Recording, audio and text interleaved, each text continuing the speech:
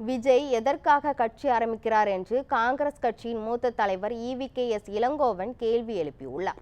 இது குறித்து ஈரோட்டில் அவர் தெரிவித்த கருத்துக்களை சூப்பர் பைட்ஸ் பகுதிகள் தற்போது பார்க்கலாம். எனக்கு விஜயை பொறுத்தவரையில் என்னுடைய அன்பு சகோதரனாக, ஏன் என்னுடைய மகனாக நான் அவரை பார்க்கின்றேன்.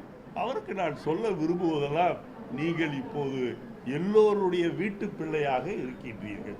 எல்லா மதத்தை சார்ந்தவர்களும், எல்லா ஜாதியை சார்ந்தவர்களும், எல்லா மொழி பேசுகின்றவர்களும் உங்களை அவருடைய வீட்டு பிள்ளையாக நினைத்துக் கொண்டிருக்கின்ற இந்த வேளையில் நீங்கள் போய் உங்களை சுற்றி ஒரு சின்ன பட்டத்தை போட்டுக்கொண்டு அதில் நான் இருப்பேன் என்று சொன்னால் யார் அதை ஏற்றுக்கொள்வார்? முதலில் எதற்காக கட்சி ஆரம்பிக்கின்றார்?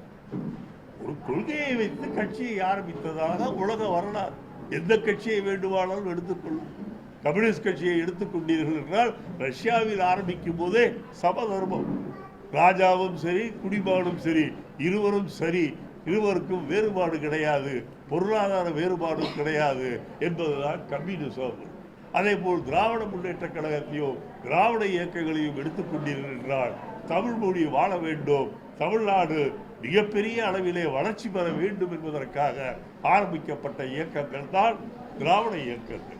ஹிந்தி திணிப்பு கூடாது என்பதற்காக ஆரம்பிக்கப்பட்ட கழகங்கள். இப்படி ஒவ்வொரு கட்சிக்கும் ஏன் அந்த கட்சி ஆரம்பிக்கப்பட்டது என்பதற்கு ஒரு மூல கருத்து இருக்கின்றது, ஒரு கரு இருக்கின்றது. ஆனால் இவருக்கு என்ன கருத்து என்று அவருக்கும் புரியவில்லை. ஏன் எம்ஜிஆர் கூட அண்ணாயசம் என்று சொல்லிதான் கட்சியை ஆரம்பித்தார். ஒருவேளை அவருக்கு புரிந்ததோ இல்லையோ, நமக்கு அது புரியவில்லை என்று சொன்னாலும் கூட அண்ணாயசத்தை சொல்கின்றாரே, நாமும் ஏற்றுக்கொண்டோம். நீங்கள் எதை வைத்து ஆரம்பிக்க போகின்றீர்கள்?